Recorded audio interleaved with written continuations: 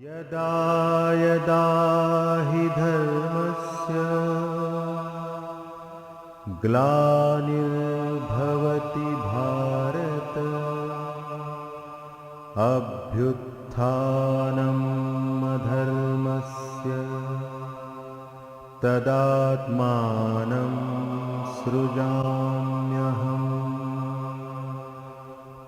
परित्राणाय साधूनां विनाशाय च दुष्कृतां धर्म संस्थापनार्थाय संभवामि युगे युगे। और आज हम श्रीमद् भगवद गीता के दूसरे अध्याय का 41वां श्लोक 2/41 2/41 2/41 41 श्लोक का स्वाध्याय करेंगे। इसमें भगवान ये कह रहे हैं कि बुद्धि को खंडित मत रखो, विभाजित मत रखो और बुद्धि को एक ही दिशा में चलने दो, कामना और लालसाओं की दिशा में नहीं बल्कि एक ही दिशा में चलने दो। इसकी व्याख्या मैं करूँगा अभी। आज हम जो गीत कर रहे हैं वो है आराध्य के प्रति। अनंत चतुर्दशी का जो पर्व है वो मनाया जाता है अनंत रूप में विद्यमान भगवान के प्रति, विष्णु के प्रति। और आप लोगों को मालूम होगा कि एक पद्मनाभ मंदिर है, कन्याकुमारी जाते समय रास्ते में पड़ता है त्रिवेंद्रम में। वहाँ पर उनका अनंत रूप है, अनंत रूपों में विद्यमान भगवान श्री कृष्ण, भगवान विष्णु का जो अनंत रूप है उस रूप में हमसे प्रार्थना करते हैं कि हमें आपकी शरण चाहिए। आप अगर मिल जाएं तो हमें क्या नहीं मिल सकता, सब कुछ मिल सकता है। परमात्मा की चाह रखना सबसे बड़ी चाह है। भले आपको अभी जाना नहीं हो शरीर छोड़ के, कोई बात नहीं, पर परमात्मा का सानिध्य मिले। परमात्मा हर क्षण हमारे साथ। परमात्मा अर्थात श्रेष्ठता, परमात्मा अर्थात उत्कृष्टता, परमात्मा अर्थात सत्प्रवृत्तियाँ, सद्गुण, ये हमारे जीवन में हमारे साथ रहनी चाहिए।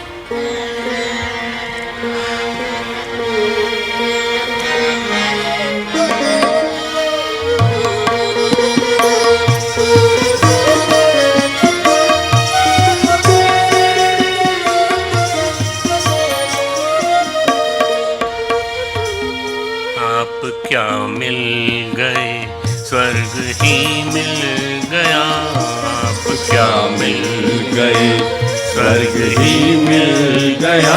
फिर न ऐसी घड़ी तो कभी आएगी, फिर न ऐसी घड़ी तो कभी आएगी। साधना सिर पटकती रहे जन्म भर, साधना सिर पटकती रहे जन्म भर। सिद्धि ऐसी कभी भी नहीं आएगी, आप क्या मिल गए स्वर्ग ही मिल गया, आप क्या मिल गए स्वर्ग ही मिल गया।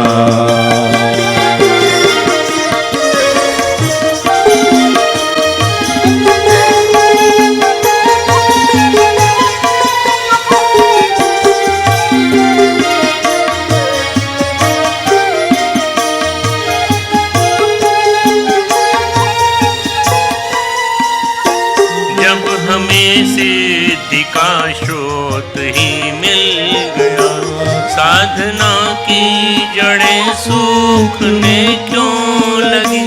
जब हमें सिद्धि का स्रोत ही मिल गया, साधना की जड़ें सूखने क्यों लगी।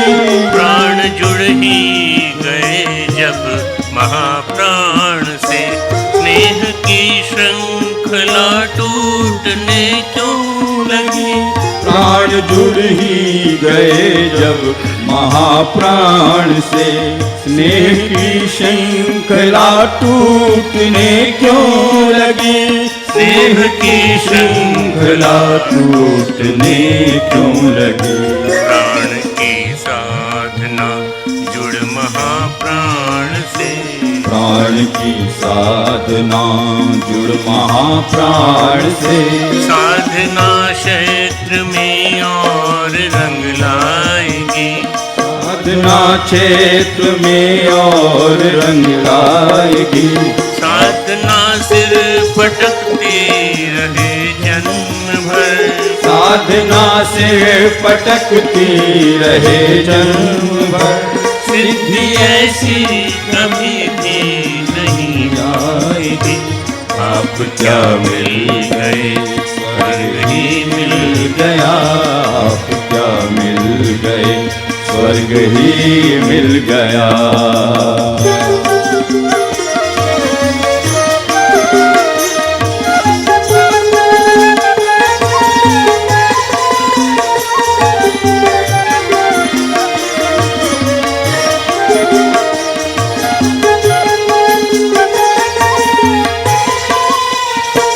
बिंदु की मात्र आकांक्षा है यही। सिंधु का स्नेह वह बांटती ही चले। बिंदु की मात्र आकांक्षा है यही। सिंधु का स्नेह वह बांटती ही चले। स्नेह के बिन तड़पते असित जो अधर। भावना छल छलाउन अधर पर ढले। स्नेह के बिन तड़पते त्रसित जो अधर। भावना छल छलाउन अधर पर ढले। भावना छल छलाउन अधर पर ढले। स्नेह के सिंधु क्या बिंदु की यह ललक। स्नेह के सिंधु क्या बिंदु की यह ललक। पूर्ण होकर तुम्हारा सुयश गाएगी। पूर्ण होकर तुम्हारा सुयश गाएगी। साधना सिर पटकती रहे जन्म भर। साधना से पटकती रहे जन्म भर। सिद्धि ऐसी कभी भी नहीं आएगी। आप क्या मिल गए, स्वर्ग ही मिल गया। आप क्या मिल गए, स्वर्ग ही मिल गया। आप क्या मिल गए, स्वर्ग ही मिल गया। आप क्या मिल गए, स्वर्ग ही मिल गया। प्यारे प्यारे बच्चों, छात्र छात्राओं, हमारे स्टाफ के सभी सदस्य, इन क्लासेस की श्रृंखला को सतत चलाते रहने के लिए आप लोग सब धन्यवाद के पात्र हैं। मैं अकेला अपने आप में काफ़ी नहीं हूँ। आपके सहयोग के बिना मैं नहीं बोल पाता। आपकी वजह से मुझे सत्संग करने का मौका मिलता है, मेरी वजह से आपको सत्संग करने का मौका मिलता है। तो हम लोग we are meant for each other, we are meant for our love is for each other. ठीक। मन की अशांति को दूर करने का उपाय बताएं। देखो आज का लेक्चर इसी पर है पूरा। मन की अशांति तब दूर होगी जब हमारी लिप्साएं, हमारी इच्छाएं, हमारी आसक्तियां मिटेंगी। हमारी आसक्तियां, हमारे मन की इच्छाएं हमको बार बार भटकाती हैं।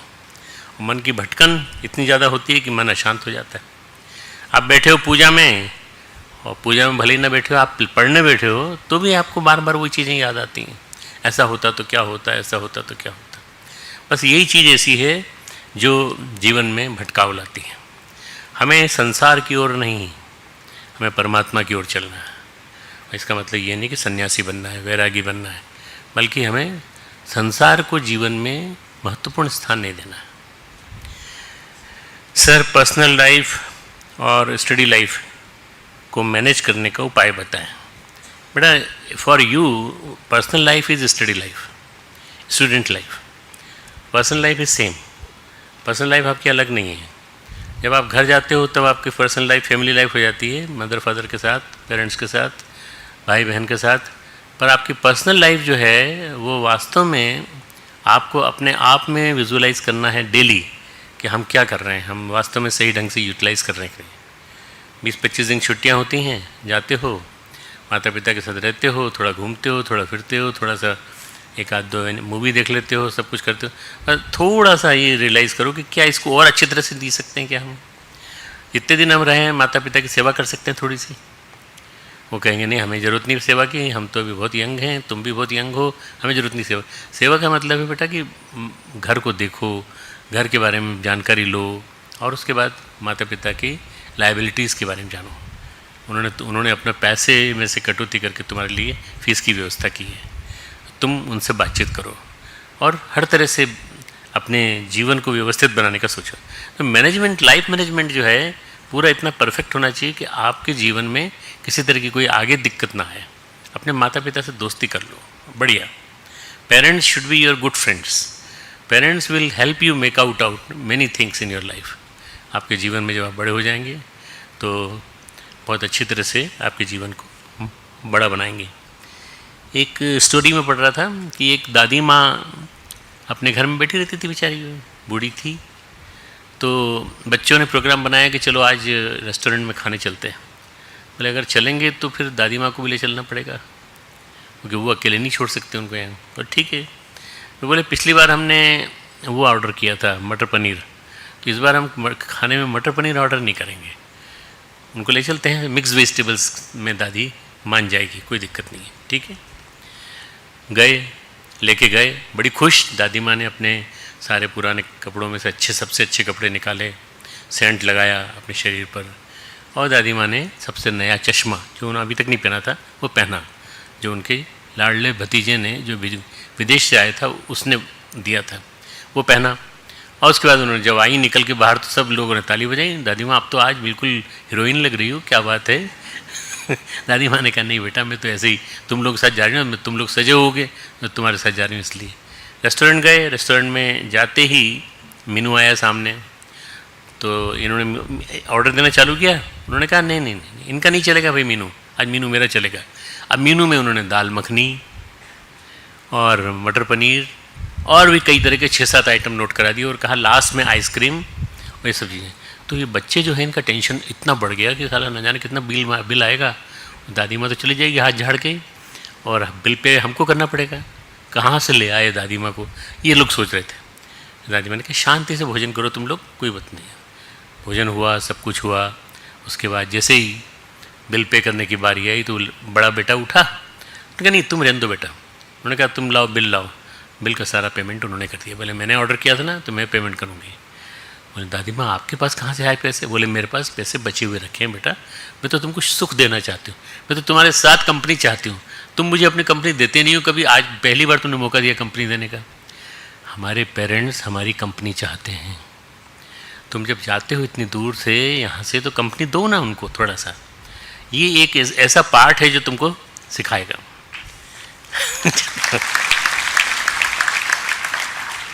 हमें आत्मज्ञान कब होगा बेटा? आत्मज्ञान तो हो जाएगा जल्दी से जल्दी, पर उसके लिए अवेयरनेस चाहिए। आपको अपने अंदर लिखना पड़ेगा कई चीज़ों को, ये नहीं, ये नहीं, ये नहीं, ये हाँ, ये हाँ, ये सब चीज़ें तुमको लेक्चर में मैं बताता हूँ। ध्यान या जप में हमें नींद क्यों आती? क्योंकि आपका मन नहीं लगता, मन नहीं लगता, और तुम ज़रूरत से ज़्यादा खाते हो या फिर हैवी एब्डोमेन रहता है तुम्हारा, पेट जो है भरा हुआ रहता है, तो उसके बाद मत करो। जब कब करें? एम्प्टी स्टमक, बस उस समय तुमको नींद नहीं आएगी। इससे बचने का क्या उपाय है? बचने का एक ही उपाय है कि अपने आप को लोडेड मत रखो, स्टफ्ड मत रखो। 2-3 समोसे खा लिए, 2-1 कचौरी खा ली, उसके बाद ध्यान करने बैठे, नहीं आएगी, मन नहीं लगेगा। ध्यान उसको आता है जिसकी सेंसेस पे अपना नियंत्रण हो। ध्यान के कई पहलू हैं जो मैं आज बताऊंगा तुमको। मन को शांत करने के विभिन्न तरीके बताएं, वो भी मैं आज बताऊंगा बेटा इसी के साथ। एक्यूरेसी और प्रिसीजन में क्या अंतर है बेटा? Whatever is precise is going to become accurate. Whatever is precise it is going to become accurate. You have to look after the borderline between the precision and accuracy, and if you see it, then you can achieve it.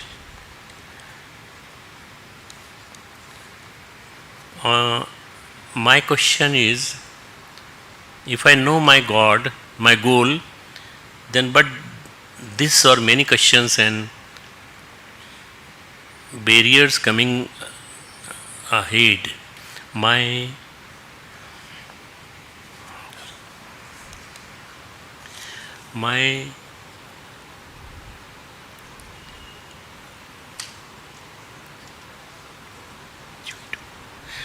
my confidence is getting weaker day by day, and I really don't know which way to go. Please solve my problem. You see, the whole thing is in your hand. All sorts of problems can be solved by your attitude. Your attitude has to be very perfect. Your attitude should be very very clear in mind. What is your goal? अगर मान लो football खेलने वाले को यही नहीं मालूम कि गोल किधर है, और वो उतर गया और अपनी तरफ गोल मार दिया, तो अपने ही गोल में गोल मार दिया. क्यों भाई क्यों मार दिया? बोले मुझे मालूम नहीं था किधर मारना है.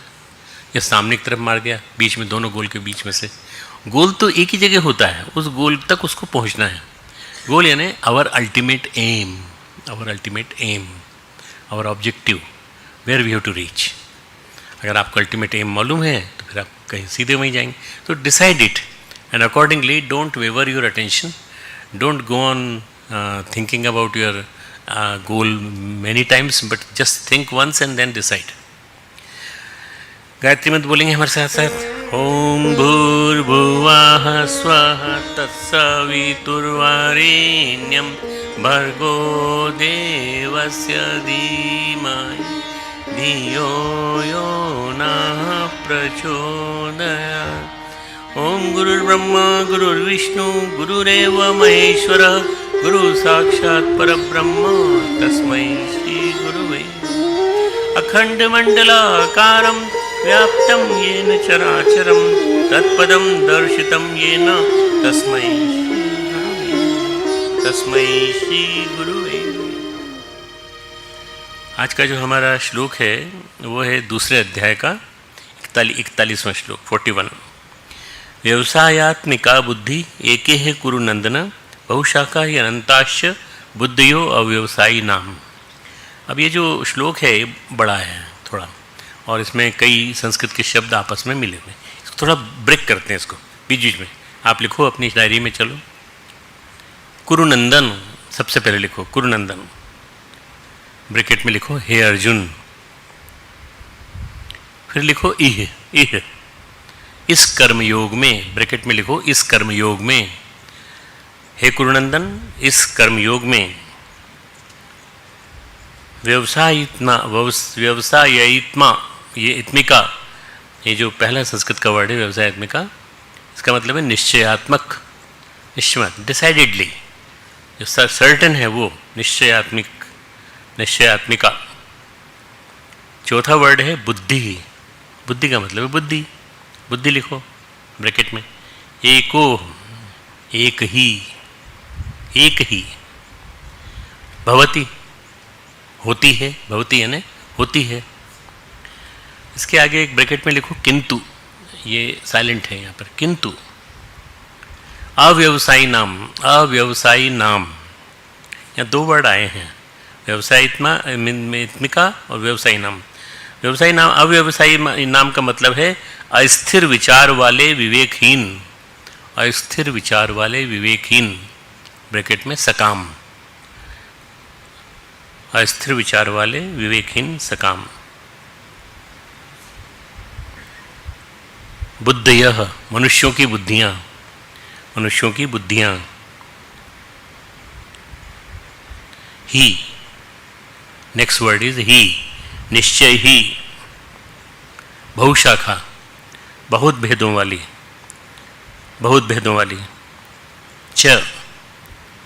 च मीन्स और. अनंताः, लास्ट वर्ड, अनंताः. अनंत होती हैं, कई गुना होती हैं, कई उनकी गिनती नहीं की जा सकती, अनंत होती हैं. आज अनंत चतुर्दशी है, तो आज के दिन हम ये बात कर रहे हैं कि जितनी भी बुद्धि हैं, इसकी व्यवसायित्मिका बुद्धि जो है ना अनंत होती है. हम लोग ये जो श्लोक है इससे एक मैसेज लेते हैं. जो बुद्धि है हमारी, जो अंतस है हमारा, जो विचारशीलता है, वो क्या है? जो हम निर्णय लेते हैं, तर्क लेते हैं, वो क्या है? दिशा एक है या बहुत? जहाँ कामनाएं हैं, जहाँ लालसाएं हैं, जहाँ वासनाएं हैं, वहाँ स्थिरता नहीं है. कामनाएं, लालसाएं और इच्छाएं बहुत सारी, वासनाएं, वहाँ स्थिरता नहीं है. भगवान जब भगवद गीता में स्थित प्रज्ञ की व्याख्या करते हैं, प्रज्ञा की, तो तो प्रज्ञा क्या होती है? प्रजहाति यदा कामान सर्वान पार्थ मनोगतान। इसी अध्याय गीता के दूसरे अध्याय के 55वें श्लोक में आप प्रजहाति यदा कामान सर्वान पार्थ मनोगतान, हे पार्थ, जो अपनी मनोकामनाओं को छोड़ देता है, प्रजहाति यानी छोड़ देता है, आत्मन्यव आत्मना तुष्ट, मन ही मन में तुष्ट रहता है, संतुष्ट। कई लोगों को तुमने देखा होगा प्रसन्न रहते हैं हमेशा, क्यों? वो आत्मन्यव आत्मना तुष्ट, मन ही मन में संतुष्ट हैं, मन ही मन में खूब खुश हैं, बहुत ही प्रसन्न हैं। तो तुम भी आत्मन्यव आत्मना तुष्ट की प्रक्रिया को अपने जीवन में उतारो। आत्मा से आत्मा में संतुष्ट, स्थित प्रज्ञा तदोच्यते, ऐसे व्यक्ति को स्थित प्रज्ञ कहा जाता है। स्थित प्रज्ञ जब होती है तो बुद्धि स्थिर हो जाती है। बुद्धि स्थिर नहीं हो रही है हम लोगों की। सवाल यहाँ क्या है? अस्थिर बुद्धि, अनिश्चयात्मक बुद्धि परेशानी का कारण है। स्थिर करने वाली दृढ़ मनोभूमि, दृढ़ बुद्धि एक ही होती है। कामनाएं हमारी चेतना का बंटवारा करती है, हमारी सोच को विभाजित करती है। बुद्धि की स्थिरता का मतलब क्या है? बुद्धि की स्थिरता मतलब ये है, जैसे ही बुद्धि को हम स्थिर कर रहे हैं हम योग की ओर जा रहे हैं। बुद्धि का स्थिरता का मतलब है हम भोग की ओर जा रहे हैं, रोग की ओर जा रहे हैं। बुद्धि की अस्थिरता मतलब रोग की ओर, बुद्धि की स्थिरता का मतलब योग की ओर, हम योग की ओर जा रहे हैं। हमारा मन, हमारा चित्त क्रमिक रूप से रोगी हो रहा है। जब हमारा मन शांत होता है तब मन स्थिर होता है, लेकिन जब हमारा मन अशांत होता है तब मन में तनाव होता है। तुमने देखा होगा कभी कभी तुम्हारा मन बहुत दुखी हो जाता है, अशांत हो जाता है, तनावग्रस्त हो जाता है। शुरुआत में बड़ी छोटी सी घटना है, पर तनाव से ही मनोरोगों की शुरुआत होती है। Stress makes a man totally diseased. Stress जब आती है मनोरोगों की शुरुआत होती है। तनाव जब बढ़ता है, तनाव जब विकृत होता है तब मनोरोग विकसित होते हैं।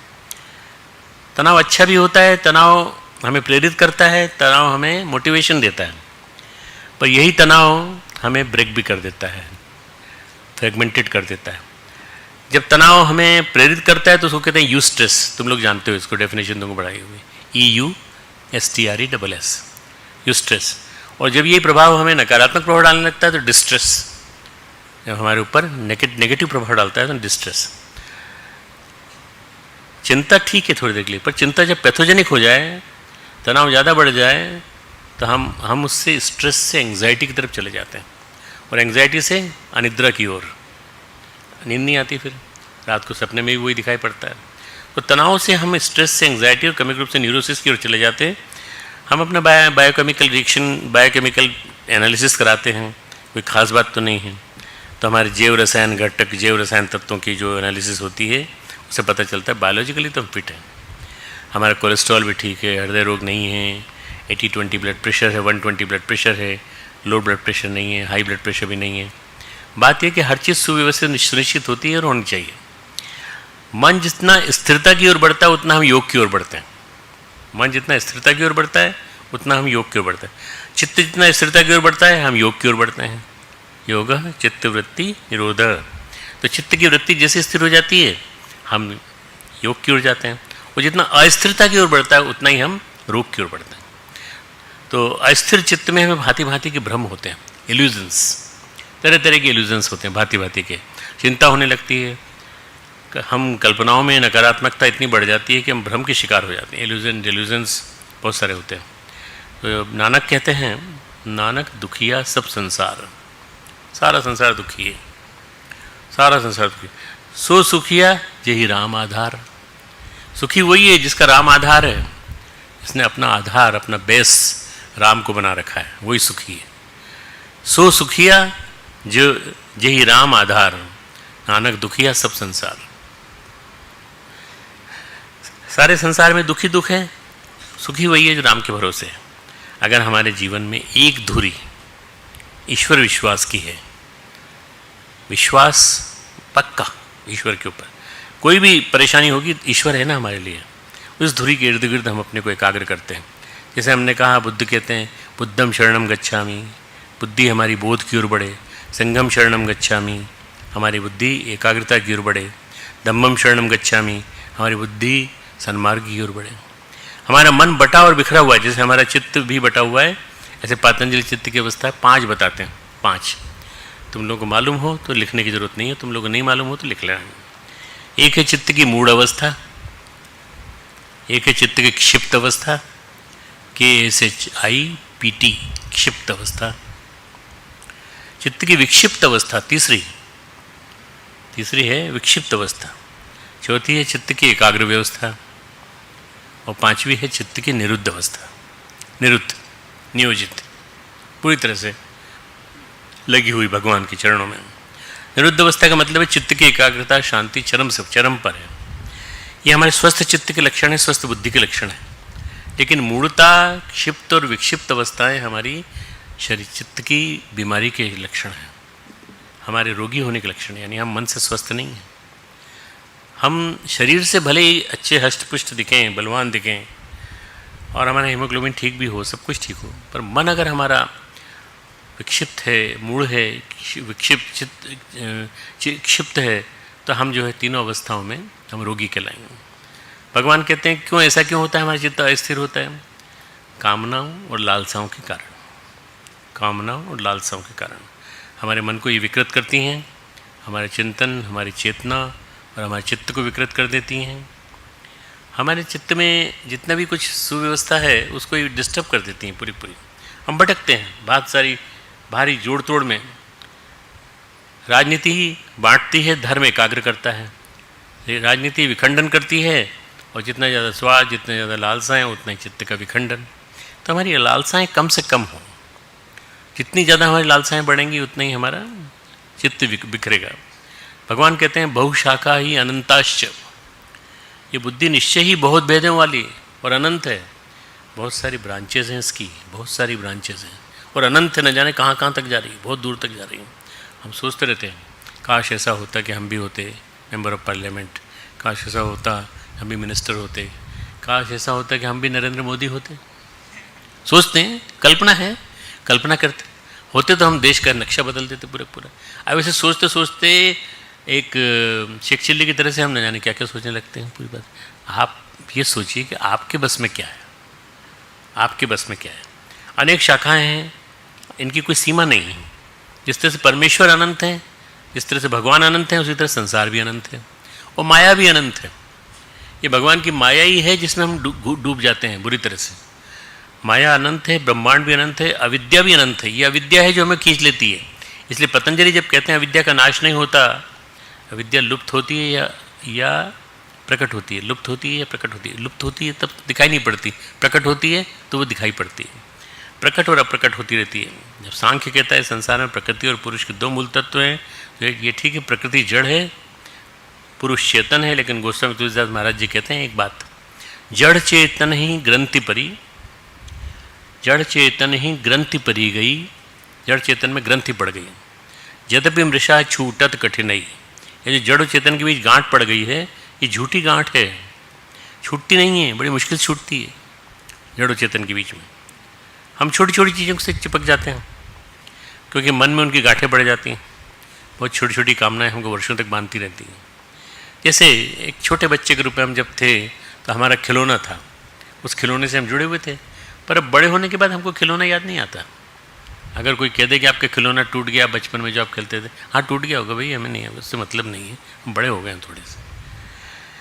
लालसाएँ छोटे बच्चे को और बड़े आदमी को भी समान रूप से हंसाती रुलाती हैं। बच्चे छोटे से खिलौने के लिए इतना रोता है, बड़ा आदमी अपने मकान के लिए रोता है। मेरे मकान में लीकेज है, पानी आता है, मेरे मकान में ये चीज़ है, ये गड़बड़ है। हमारे मुकेश अंबानी ने एक मकान बनाया, उसका नाम रखा एंटेलिया, करीब करीब ऐसे कोई 27-28 मंजिल। अभी गणपति जी का विसर्जन है आज, तो उन्होंने सबको बुलाया, फिल्मी कलाकार और ये और वो। फिर उसके बाद खिलाड़ी, नेताजी सब आए, और सब उनके पार्टी में पूरा मकान बहुत बड़ा विराट है। 3-4 मंजिल मिलाकर के उन्होंने एक बड़ा मकान बनाया है, बहुत बड़ा। तो ये जो मकान है, इस मकान के बारे में कि जब भी कोई गड़बड़ होगी, घरौंदा उनका गड़बड़ाएगा, तो वो विचलित होंगे, भले उनके पास कई अरब संपत्ति हो, कई अरब रुपए हों। बच्चे ने घरौंदा बनाया, उसका घरौंदा जब बिगड़ता है तो उसका दुख उतना ही होता है जितना, उसका दुख कम नहीं होता, उसका दुख बढ़ता है। आपने मकान में कहीं स्क्रैच आ जाए, कोई नई गाड़ी खरीदे, नई गाड़ी में इसके कहीं खरोच पड़ जाए, तो हम नहीं पड़ना चाहिए। जो पड़ गई ना, उसके बाद मन इतना ज़्यादा डिस्टर्ब हो जाता है कि मेरी गाड़ी में खरोंच कैसे पड़ गई। आज ही शोरूम से लाया हूँ, अच्छी सी कार लाया हूँ, कार में डेंट पड़ गया, पिचक गई कार। उसको जो पीड़ा होती है तो ऐसा नहीं लगता डेंट कार पे पड़ा, उसको लगता है डेंट यहाँ लगा, छाती पे लगा। ड्राइवर को डांट पड़ती है बुरी तरह से, कैसे लग हो गया ये और सब। तो ये जो डेंट है वो दिल पे लगता है। ऐसे उस बच्चे ने जो घरौंदा बनाया, छोटा सा घर बालू का, वो उसको जब बिखर जाता है किसी के पाँव से या किसी के हाथ से, तो हम बच्चे को कहते हैं वो ना समझिए, अबोध है बेटा, हम तुम्हारे लिए बड़ा मकान बना देंगे। नहीं नहीं, हमको अपना घरौंदा चाहिए भाई, हमारा तो घरौंदा था, अच्छा हमने हाथ से बनाया था। वो तो वही चाहता है। ज्ञानियों के लिए हम भी उतने ही अबोध हैं, हमारी जितनी आसक्तियाँ, भगवान कहते हैं बहुशाखा ही अनंताश, बहुत शाखाएँ हैं और अनंत हैं। आप जरा देखें हमारी स्थिति कुछ ऐसी है, हमारे पास तन की, हमारे मन की स्थिति कैसी है। हमारे शरीर का कोई रोए खींचे एक ऐसा छोटा सा, तो हमें दर्द होता है। शरीर के रोम रोम में प्राण है, प्राण बसे हुए हैं, हमें दुख होता है। और बार बार हमारे शरीर में अगर सिर से पांव तक कहीं भी रोम को अगर हल्का सा खींचे जाए तो हमें बराबर दर्द होता है। क्यों? प्राण बसते हैं उस शरीर में। शरीर में कहीं भी फुंसी होती है तो दर्द होता है, दांत में दर्द होता है तो और ज़्यादा दर्द तकलीफ होती है। फिर हम लेते हैं एक पेन किलर, जिससे कि हमारा पेन मिटे। हमारा मन चिपका हुआ है खिड़की में, दरवाजे में, पर्दे में, सब तरफ मन चिपका हुआ है। हमारे घर का पर्दा, हमारे घर की खिड़की, हमारे घर का रंग, हमारे घर में आने वाले व्यक्ति, ज़रा सा कीचड़ भी अंदर ले आते हैं तो हमको गुस्सा आ जाता है, कहाँ से आ गए भाई ये गाँव के लोग। जब हम नया नया शर्ट लाए, नया नया कुर्ता बनवाया, नई नई कमीज बनवाई, तो उसको कोई हमारे भाई बहन पहन ले तो हमको बड़ा बहुत गुस्सा आता है। अरे हमने अपने लिए बनवाया, तूने क्यों पहन लिया? पहली बार पहन लिया, बहुत पीड़ा होती है। कहाँ कहाँ पीड़ा जरा देखें, हम टटोलें, जहाँ कहीं भी हम शरीर में दुखेगा तो हम टप पाएंगे। हर जगह पीड़ा ही पीड़ा है, हर जगह पीड़ा ही पीड़ा है। हमारी आसक्तियाँ हमारी कामना और हमारी लालसाओं के साथ चिपकी हुई हैं, छुटकारा नहीं है इनसे। हम इनके लिए क्या क्या करते हैं? इनके लिए उपवास करते हैं, अनुष्ठान करते हैं, साधना करते हैं, प्रार्थना करते हैं। बहुत पीड़ा होती है, बहुत मन प्रताड़ना होती है, मन में शांति नहीं होती। भगवान कहते हैं कोई सीमा नहीं इनकी कोई गिनती नहीं है। काउंट करो, नहीं काउंट कितने कर लो तुम अनंत पे चले जाओगे। अनंत नहीं, इन्फिनिट, बहुत ज़्यादा। सच पूछो तो अभी तक हम बड़े ही नहीं हुए। हमारे खिलौने बदल गए। जो खिलौने 2 साल में थे वो 4 साल की उम्र में थे, वो तड़प करके मर गए सब के सब। उस हाथी को पाने के लिए, उस घोड़े को पाने के लिए, उस खिलौने को पाने के लिए हम अब बेचैनी नहीं करेंगे। पर उस समय हमको पीड़ा देता था। खिलौने उम्र के साथ बदल गए, लेकिन हमारा मन नहीं बदला। आज हमारे भांति भांति खबरें मिलती हैं। आपको मालूम होगा तमिलनाडु में एक मुख्यमंत्री थी जिसका नाम था जयललिता। उसके जूते कितने गिने गए, जब मालूम है तुमको कितने? लगभग मित्रों कम से कम 1200-1300 जोड़ी जूते, सैंडल्स, 500-700 घड़ियाँ उसके पास। अब इसमें प्राण बसते हैं लोगों के, इन लोगों के प्राण बसते हैं, पैसे वाले लोगों के प्राण बसते हैं इसमें। अगर कोई ले ले तो, उठा ले तो गड़बड़। टाइम तो एक ही घड़ी बता देगी, ये जो पहनी है वही बता देगी, बस फिर क्या दिक्कत है? नहीं, वो हमको सब घड़ियों में टाइम देखना है। अजीब गधे हो, टाइम वेस्ट करोगे तुम अपना, ये कोई तरीका है? ड्रेस कितने हैं, कपड़े कितने हैं, सब कपड़ों में उनका मन बसा है, फिर भी लालसाएँ नहीं छूटती। हमारे भर्तरी के गए, तृष्णा न जीर्णा वयमेव जीर्णा। तृष्णा कभी जीर्ण नहीं होती, हम ही जीर्ण हो जाते हैं।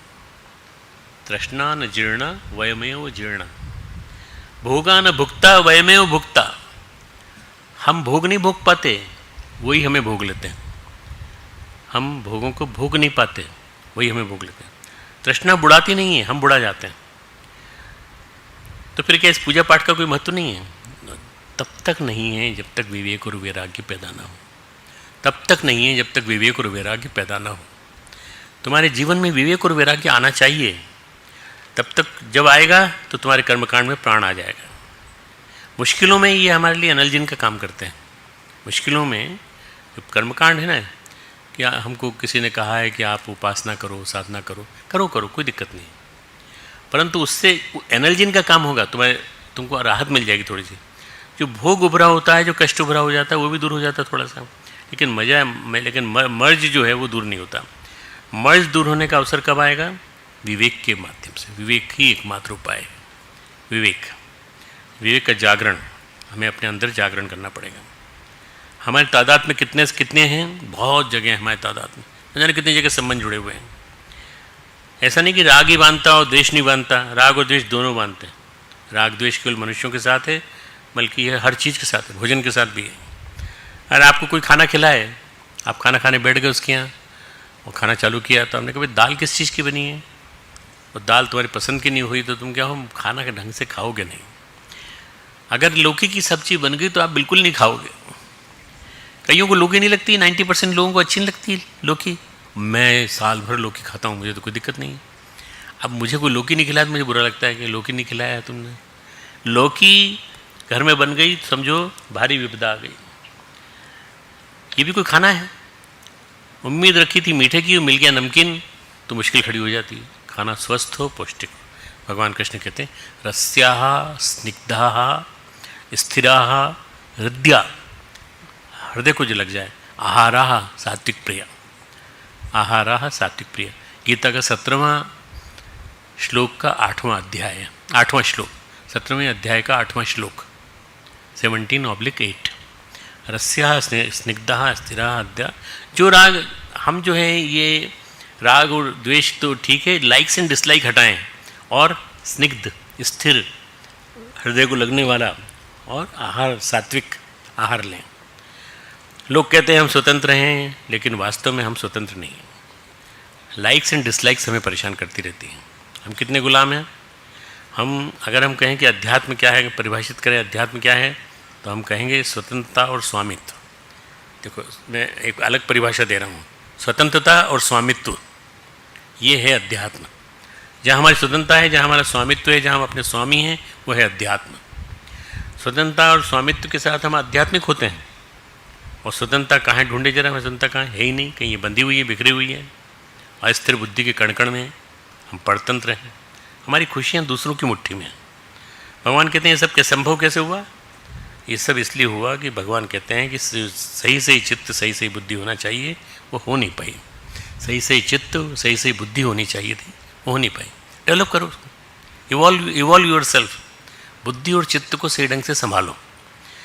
तो रामचरितमानस में गोस्वामी जी कहते हैं सबके ममता ताग बटोरी, मम पद मन ही बांध बरी डोरी।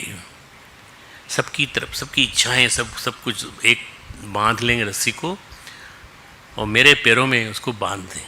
मम समदर्शी इच्छा कछु नाही, हर्ष शोक भय नहीं मन माही।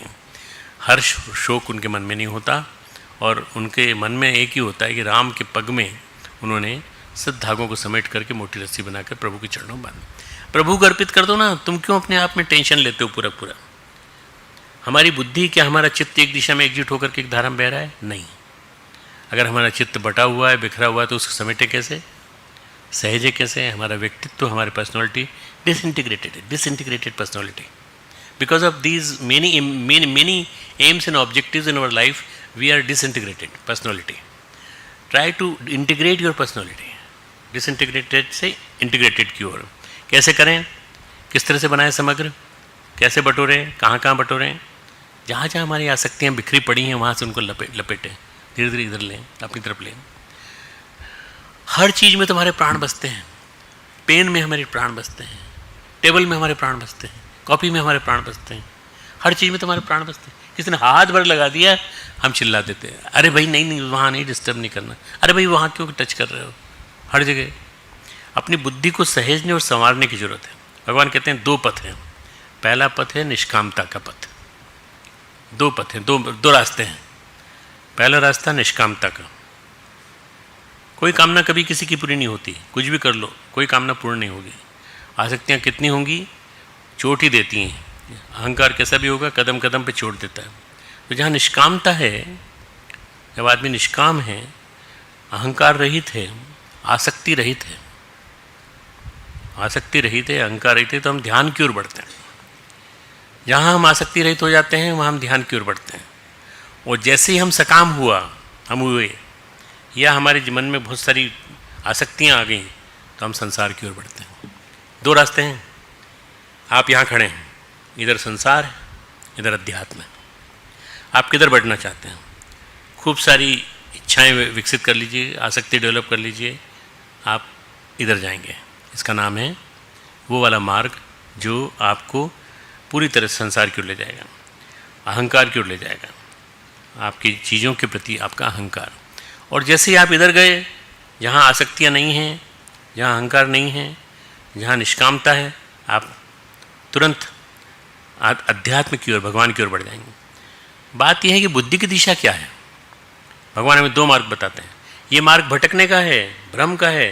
ध्यान का उल्टा क्या होगा? ध्यान का परिचय तो ऐसे जैसे भगवान कहते हैं जो ध्यानी होता है, पतंजलि कहते हैं कि जो ध्यानी होता है, ध्यानी बताते बताते कहते हैं ऋतम भरा तत्र प्रज्ञा, उसकी प्रज्ञा ऋतंभरा होती है, ऋत में स्थित होती है, प्रज्ञा ऋतंभरा हो जाती है। ऋतंभरा प्रज्ञा मतलब क्या होता है? Doubtless intelligence, doubtless intelligence, doubtless intellect. इसके विपरीत अगर बुद्धि न हो तो भगवान कहते हैं इसके विपरीत होकर बुद्धि हो तो क्या हो? व्यवसायित्मा, व्यवसायित्मा प्रोनाउंस करने में बड़ा गड़बड़ हो रही। व्यवसायत्मिका, ठीक है, व्यवसायत्मिका, बहुत बटी हुई, बहुत बिखरी हुई बुद्धि, संशय वाली बुद्धि, भ्रम से गिरी हुई बुद्धि, कोई डिसाइड ही नहीं कर सकते, कभी नहीं डिसाइड कर सकते। हम देखते हैं, हम रोज़मर्रा के जीवन में ऐसे लोगों को देखते हैं जो कई बातों में गड़बड़ा जाते हैं। विविध प्रकार के भ्रम हमको प्रताड़ित करते हैं, विविध प्रकार के असत्य हमको सताते हैं। किसी ने हमारे बारे में कुछ कह दिया तो हमको बस आके सुना देता है, हम घबरा जाते हैं, परेशान हो जाते हैं और उसके प्रति हमारे मन में विद्वेष पैदा हो जाता है। मज़े की बात है, बुद्धि कितनी भी बिखरी हुई हो, हमारा कितना भी कोई प्रिय हो, प्रिय व्यक्ति और वस्तु हमको चोट दे करके जाते हैं, चोट दे करके जाते हैं। जन्म हुआ है तो जन्म के साथ मृत्यु की प्रत्याशा भी सुनाई पड़ती है हमको। जन्म हुआ है तो मृत्यु आएगी। जो जीवन उत्साह और उल्लास की खुशियों को लेकर आया है, उसमें विषाद और रुदन भी है, हर मिलन के साथ बिछोह भी है। रिश्ते कितने भी सघन हो, तुम लोगों ने यहाँ रिश्ते डेवलप कर लिए, दोस्ती बना ली, पर एक समय ऐसा आएगा जब तुम जाओगे अलग अलग घरों में। मेरे पास लड़कियाँ आती हैं, वो लड़के भी आते हैं, लड़के पिता बन के आते हैं, गोद में बच्चा, साथ में पत्नी।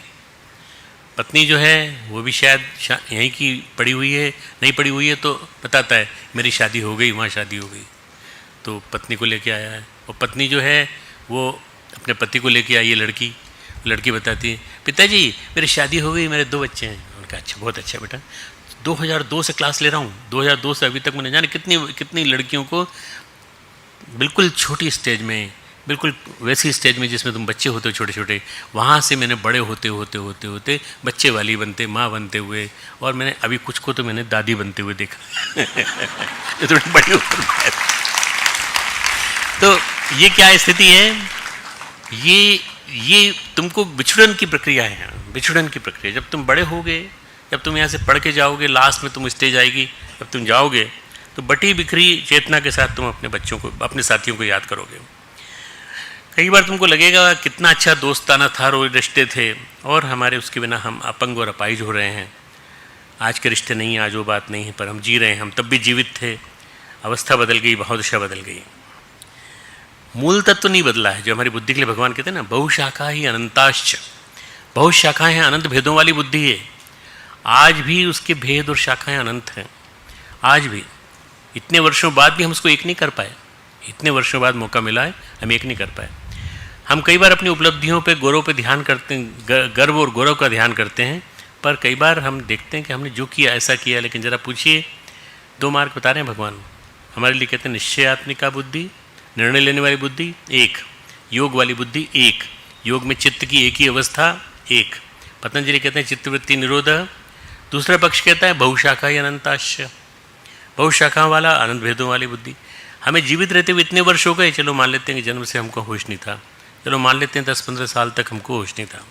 लेकिन अगर हम 30 साल के हैं, 25 साल के हैं, 30 साल के हैं, 20 साल के हैं, मैं ये भी कहता हूँ जो तुम यहाँ 20 साल के बहुत सारे लोग आए, हम अब एक जिम्मेदार हैं, जिम्मेदार व्यक्ति हैं। हम धीरे धीरे हमारे मूल गुणों में, मूल वृत्तियों में जो बचपन में थी, उनमें कोई फ़र्क नहीं है। हमारी लालसाएँ मरी नहीं हैं, बहुत सारी इच्छाएँ अभी हमारी हैं। बच्चे में खाने की जिस तरह ललक जगती थी, उसी तरह से हमारी जैसे बुजुर्गों में भी उसी ललक के साथ वो खाना खाते हैं। वो लालसा की वृत्ति वहीं के वहीं है। शुगर हो गई, डायबिटीज़ हो गई, तुमको नहीं होगी, भगवान कृपा से किसी को नहीं होगी।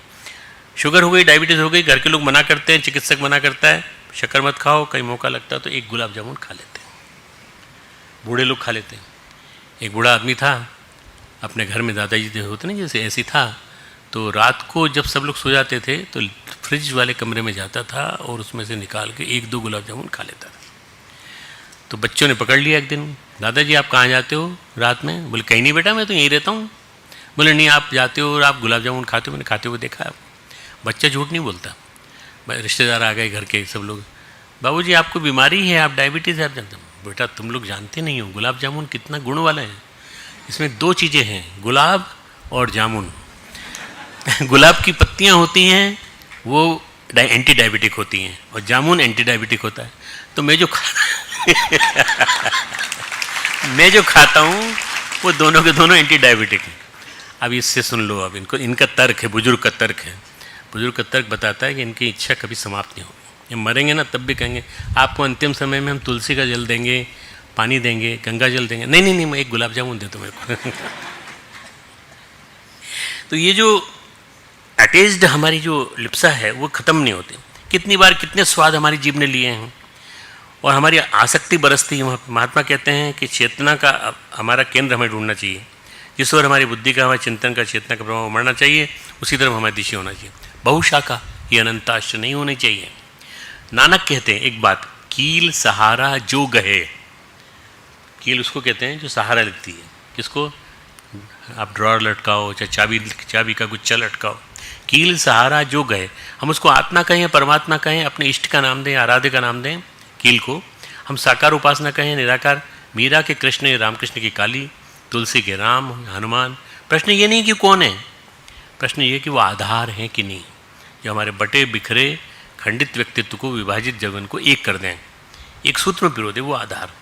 अध्यात्म हमें वो आधार देता है। अध्यात्म इसलिए ज़रूरी है जीवन में कि हमें वो आधार देता है कि कील के माध्यम से हम जैसे सहारे पे लग जाते हैं, उसी तरह से हमें वो आधार देता है। धारणा देश बंधश्च चित्तस्य धारणा। एक देश में अपने चित्त को बांध देने का नाम है धारणा, ये पतंजलि कहते हैं। बटे बिखरे चित्त को समेट लेने का नाम है धारणा। जहाँ हमारी आस्था रम जाए, जहाँ हमारा भाव टिक जाए, जहाँ हम मान लो गंगा जी गए, गंगा जी किनारे बैठे, थोड़ी देर वहाँ बैठे तो अच्छा लगा, वो धारणा आपके मन में बैठ जाए, ध्यान में आएगी, चाहे कुछ भी हो। पहले मन को, बुद्धि को टिकाओ तो सही। वो मंत्र हो सकता है, वो चित्र हो सकता है, वो एक दृश्य हो सकता है, भाव हो सकता है, मूर्ति हो सकती है, वो रूप हो सकता है। वो मंत्र हो सकता है, चित्र हो सकता है, भाव हो सकता है, मूर्ति हो सकती है और रूप हो सकता है। उनकी लीला भी हो सकती है, वो जो भी हो सकता है, कुछ भी हो सकता है। ये हम ध्यान का अभ्यास करते हैं, हम जप का अभ्यास करते हैं, अपने मन को, चित्त की दिशा को जब हम एकजुट करने का अभ्यास करते हैं, ये नहीं कहते कि हम जो अभ्यास कर रहे हैं उसमें हमारा मन नहीं लग रहा। आपका मन लगने लगता है, क्योंकि आपको उससे उपचार मिलता है, ट्रीटमेंट मिलता है। हम सभी रोगी हैं, लेकिन ये कह सकते हैं हम रोग के बीज हमारे अंदर हैं। मैं ये नहीं कह रहा कि सब लोग रोगी हैं, पर रोग के बीज हमारे अंदर। इसलिए संसार को कहा गया है भवरोग। संसार को भवरोग कहा गया। संसार अपने आप में एक रोग है। अगर आपको कोई कहे आपको कौन सा रोग हो गया है बच्चों, तुम तो यंग हो, भवरोग बोलते हैं ना, भवरोग होता है। वो सारी डिक्शनरी देखेगा, पूरी गूगल तलाशेगा, ये भवरोग क्या होता है, कौन सा डिजीज़ है ये भवरोग संसार रोग है। ठीक है, संसार रोग। कुछ लोग ऐसे होते हैं जो हर जगह आनंद विभोर हो जाते हैं, और ध्यान जो होता है वो भवरोग को दूर कर देता है। ध्यान रोज करोगे भवरोग दूर हो जाएगा। ध्यान से रोग दूर होता है। रोग निवारण की औषधि ध्यान है। ध्यान से रोग दूर होता है। हम उदाहरण देते हैं, एक उदाहरण देता हूँ मैं। एक शिवाजी महाराज हैं, जो नाम मालूम है आपको, है ना, छत्रपति शिवाजी। महाराष्ट्र में मराठा राज्य के संस्थापक, महाराष्ट्र राज्य के हिंदू बादशाही के संस्थापक शिवाजी महाराज, समर्थ रामदास के शिष्य शिवाजी। संतों में, भक्तों में, साधुओं में बड़ी रुचि थी। उनकी माँ जो थी, उन्होंने संस्कार दिए थे, जीजाबाई ने उनको संस्कार दिए थे। पिता जो थे वो तो सेना में थे, तो इसलिए इतना नज़दीकी नहीं दे पाए, पर माँ ने संस्कार दिए। रोज़ उनको कहानी सुनाती थी देशभक्ति की। उनकी माँ जीजाबाई थी, और उनके संस्कारों की वजह से जिनको जो संस्कार मिला, जो भाव मिला, उसके कारण वो साधु संतों की खोज करते रहते थे। तो बहुत सारे उपद्रव उनके जीवन में आए। औरंगजेब ने हमला किया, मुग़लों ने जगह जगह सेंध मारना चालू की। तो ऐसे जीवन में मुग़लों का आक्रमण, मिर्ज़ापुर का दबाव, महाराष्ट्र में राजनीतिक असंतुलन, दक्षिण का असंतुलन, और औरंगजेब तो उनका हाथ धो के पीछे पड़ा था।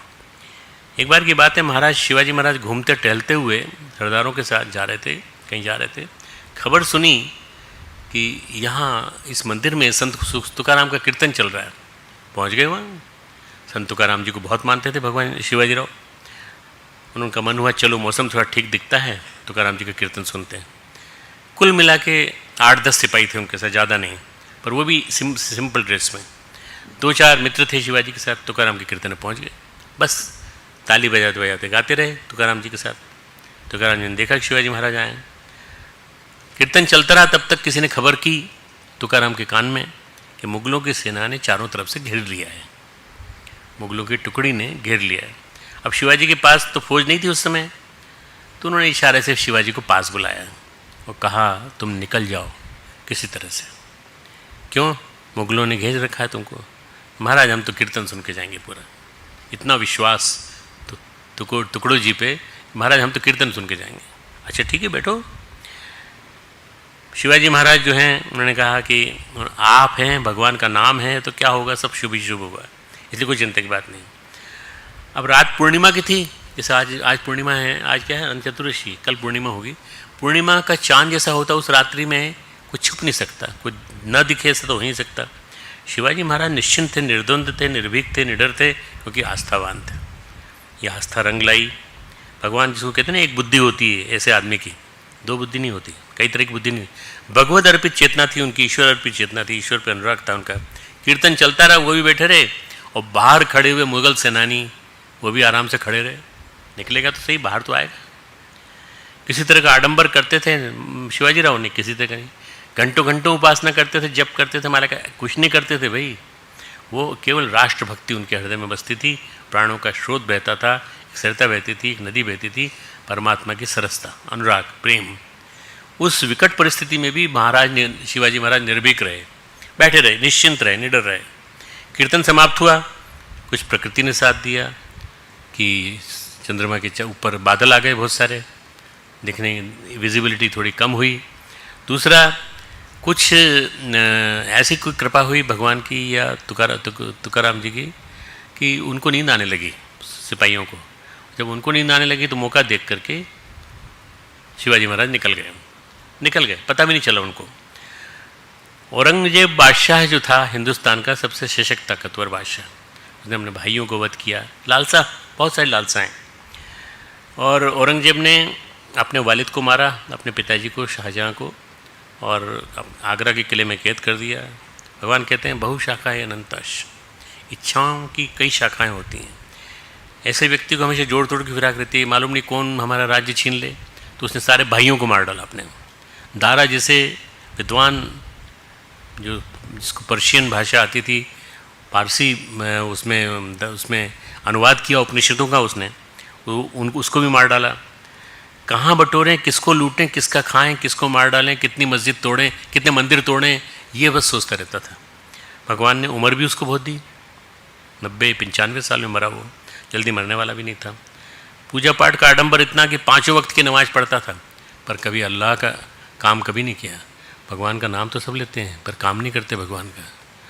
भगवान का नाम लेने से कोई काम नहीं चलेगा, भगवान का काम करने से चलेगा। जेहन में खुदा नहीं बसता था, केवल संसार बसता था, केवल स्वार्थ। दरबार में भी कहते हैं माला लेके बैठता था, तस्बीह माला, ऐसा माला फेरता रहता था, ये दिखाने के लिए कि मैं भगवान का, मैं अल्लाह का इतना बड़ा वो हूँ। सादगी का आडंबर इतना कि वो बादशाह टोपियाँ सिलकर बेचता था, टोपियाँ सीता था, बेचता था। और उसके दरबारी जो थे वो इतने बदमाश थे कि रोटी तो उसकी खाते थे, परंतु टोपियाँ भी खरीदते थे उससे, और उससे जो पैसा आता था उसको मिलता था। सच्चा मुसलमान होने का आडंबर, सच्चा मुसलमान होने का आडंबर। पर जब घर के अंदर जाओ तो खूब पैसा उसके पास, खूब पैसा, खूब तरह तरह के कपड़े। वो कसर पूरी करता था, अंदर जाके कपड़े बदल के पहनता था, बाहर दिखावा करता था। बड़े बड़े मनसबदार बड़े बड़े महंगे दामों में बादशाह की सिली हुई टिपियाँ खरीदते थे। खूब सारा पैसा इकट्ठा होता था औरंगजेब के खर्चे के लिए। औरंगजेब का ये वैराग्य मन को शांति नहीं दे पाया, उसको, औरंगजेब को नहीं शांति मिली। रातों को चौंकता था, उसकी नींद उड़ जाती थी। उसके मन में, उसके चित्त में उसको कुकर्म उभरते रहते थे, बार बार उसको बेचैन करते रहते थे। उसके मन में गहरी गांठ थी जो खुल नहीं पाई। वो न तो संसार में रमा न भगवान में रमा। सच पूछो तो औरंगजेब के जीवन में एक विकृति आई, उसका कारण था उसका असफल प्रेम। एक उदयपुरी बेगम थी, एक स्त्री जिससे बहुत प्रेम करता था, यंग एज में आई थी उसकी, किसी कारणवश मर गई, ट्यूबरक्लोसिस थी उसको, मर गई। बिछो हो गया। अगर विवेक होता तो सहन कर जाता, लेकिन आसक्ति गहरी थी उसके प्रति, तो उसकी बुद्धि उसकी कट्टरता में बदल गई। बुद्धि कभी कभी कट्टरता में बदल जाती है तो बहुत नुकसान होता है समाज का, और बुद्धि उसकी कट्टरता में बदल गई। कदम दर कदम उसने भटकाव आ गया उसके जीवन में। और जब विवेक होता है, हमें सोच समझ होती है, तो हम भटकते नहीं हैं। बुद्धि हमारी कहाँ तक भटकती है, कहाँ तक भ्रमित होती है, हम जानते नहीं हैं एक्चुअली। एक के बाद एक नए मुखौटे ओढ़ते हैं, उन मुखौटों से हमारा चेहरा छिल जाता है, फिर भी हम भटकते रहते हैं। जब कोई कबीर आते हैं तो वो कहते हैं, कोई मेरो मन लागो यार फकीरी में, मेरो मन लागो यार फकीरी में। मेरे साथ रिपीट करोगे, मेरो मन लागो यार, सब लोग बोलो, मेरो मन लागो यार। जो सुख पावत राम भजन में, बोलो, सो सुख नहीं अमीरी में। मेरे बहुत कुछ मेरे मन में सुख है, वो किस वजह से है? फकीरी की वजह से, फकीरी और राम भजन। इंग्लैंड में एक बड़े विद्वान हुए, बड़े वैज्ञानिक हुए हैं, बड़े ही चिंतक, बायोलॉजिस्ट, फिलोसोफर। उनका नाम था एल्डुअस हक्सले, एल्डुअस हक्सले, HUXLEY, हक्सले। बहुत विद्वान थे, बहुत पढ़ते थे, बहुत पढ़ने के बहुत प्रेमी थे, बहुत पढ़ाई करते थे। बहुत पढ़ते पढ़ते उन्होंने खूब सारी किताबें इकट्ठी कर ली थी। उनकी लाइब्रेरी बहुत ज़ोरदार थी। उन्होंने, क्या हुआ कि वहाँ उन पुस्तकों का इतना ध्यान रखते थे कि हर चीज़ पर उनकी प्रिकॉशन रहती थी। एक दिन क्या हुआ कि वहाँ पे क्या था, लाइट नहीं थी। मैं जो बात कर रहा हूँ 16वीं 17वीं शताब्दी की बात कर रहा हूँ। लाइट नहीं थी तो मोमबत्ती जला करके काम करते थे। एक बिल्ली आई, उसने मोमबत्ती गिरा दी, आग लग गई। लाइब्रेरी में जब आग लगी तो सारी किताबें ही किताबें थी और कुछ था ही नहीं वहाँ।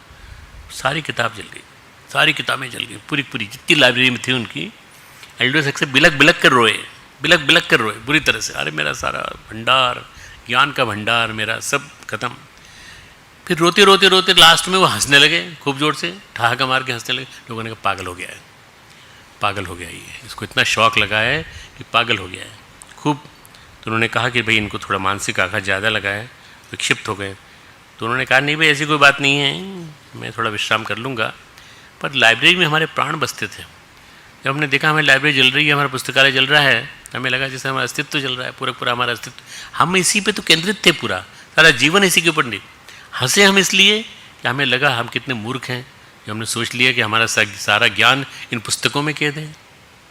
हमने ये क्यों सोच लिया कि हमारा ज्ञान इन पुस्तकों में कैद है? हाँ, इसमें जो किताबें हैं उन किताबों को पढ़ के हमने अपने दिमाग में भी भर लिया, सब सारा लिख डालेंगे, फिर से लिख डालेंगे। कई किताबें लिखी उसके बाद उन्होंने।